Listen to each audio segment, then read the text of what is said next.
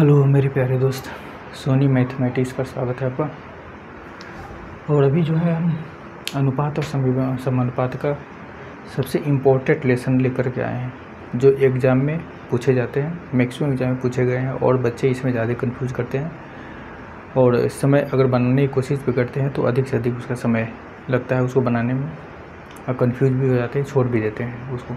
तो उसका जो है ना एक शॉर्ट ट्रिक हमने बनाया है, जिसके माध्यम से बनाएंगे और आपको समझाने की कोशिश करेंगे। तो कृपया उसको देखें और समझने की कोशिश करें। बहुत ही इम्पोर्टेंट क्वेश्चन है।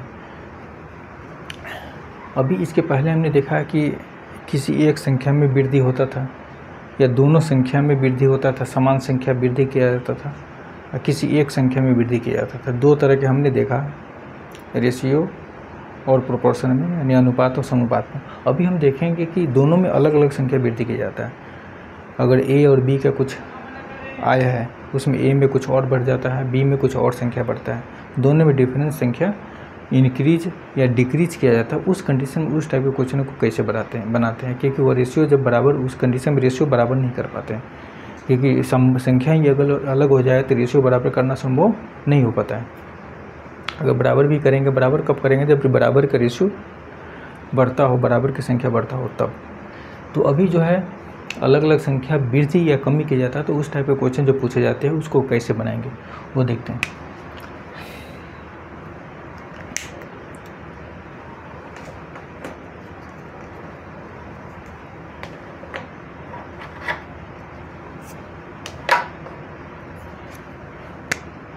क्वेश्चन कर रहा है एक, ए और बी का अनुपात 2:3 है।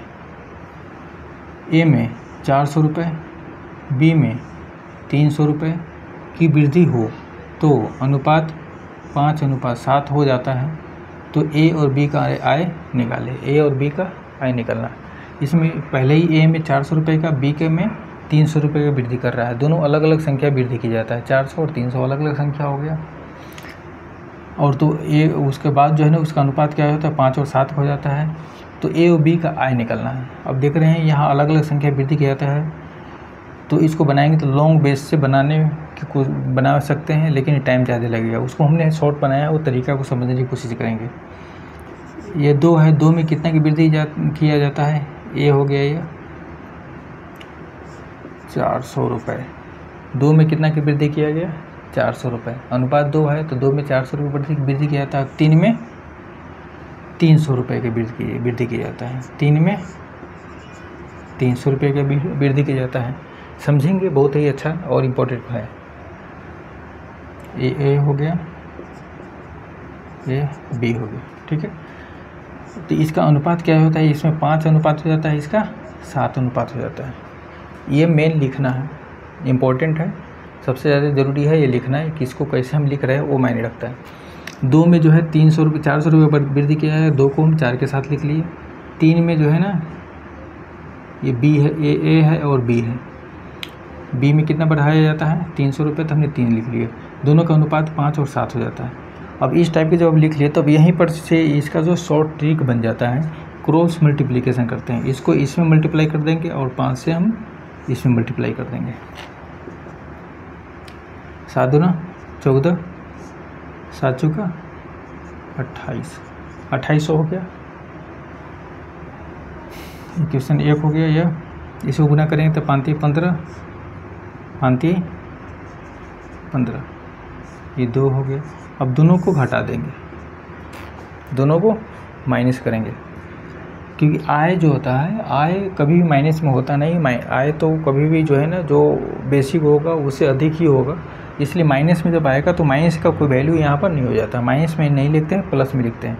जैसे यहाँ 14 में से 15 माइनस करेंगे तो माइनस में लिखेंगे, तो माइनस में लिखेंगे नहीं बल्कि उसको प्लस में लिखेंगे।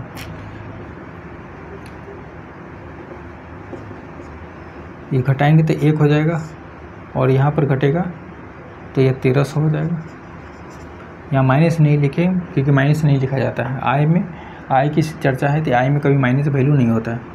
ए का वैल्यू 1300 हो गया, ठीक है।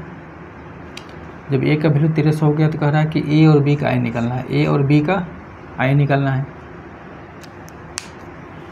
तो ए और बी का जब आय निकालना है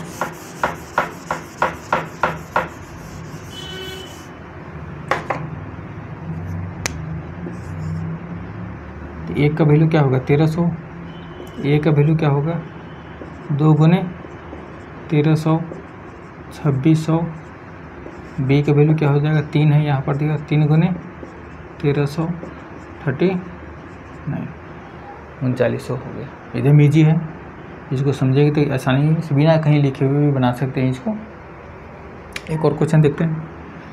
अगर ए और बी की आय 5:3 है तथा व्यय मीन्स खर्च, उसके खर्च का अनुपात क्या दिया हुआ है 5:3। कमाता है 5 रुपये, यानी 5 और 3 के अनुपात में कमाता है और खर्च करता है 9 और 5 के अनुपात में वो खर्च करता है।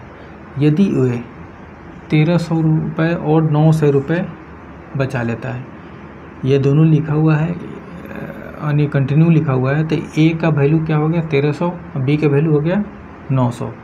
मतलब ए जो है खर्च कितना करता है 1300, बी कितना खर्च कर देता है 900, यानी 900 खर्च नहीं बल्कि बचत करता है। ए जो है 1300 रुपये बचत करता है, बी 900 रुपये बचत करता है कि बचत करता है, तो प्रत्येक आय निकालना है। सेम इसी मेथड से बनाने की कोशिश करेंगे इसको। ए कितना है यहाँ 5, इसमें यह कितना बचा रहा है, बचत करता है 1300, बी 3 हो गया, ये कितना बचत कर रहा है 900। अनुपात कितना हो जाता है 9 और यहाँ 5, ये हमने लिख लिया। सेम क्रॉस मल्टीप्लिकेशन करेंगे इसमें, 5 से 5 में गुना करेंगे 25 हो जाएगा और 13 × 5 = 65 100। इक्वेशन 1 हो गया। 9 से गुना करेंगे 9 × 3 = 27, 9 × 9 = 81। माइनस में नहीं लिखना है, बड़ी संख्या से छोटी संख्या को माइनस करके लिखेंगे। इसको घटाएंगे तो क्या होगा 2, 27 में से 25 घटेगा 2, 81 में से 65 घटेगा 0 0 6 5 11 हो गया, 1600 हो गया। ये कटा देंगे, 2 से 16 कटेगा तो क्या होगा 800 हो गया। 1 बराबर 800 हो गया, 1 का वैल्यू हो गया 800। अब निकालना क्या है, ए और बी का वैल्यू निकालना है। ए और बी का वैल्यू निकालना है।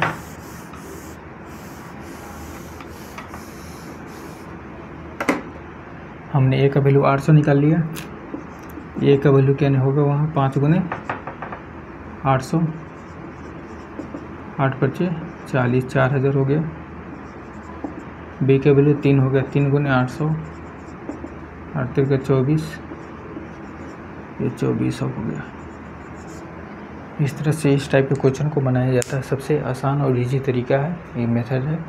और इसको जो है ना, अगर प्रैक्टिस 2-3 बार कर लिया जाए तो बिना कहीं लिखे हुए इसका आंसर निकाला जा सकता है। सो थैंक्स, अब प्रैक्टिस करें, एग्ज़ाम के लिए बेटर होगा।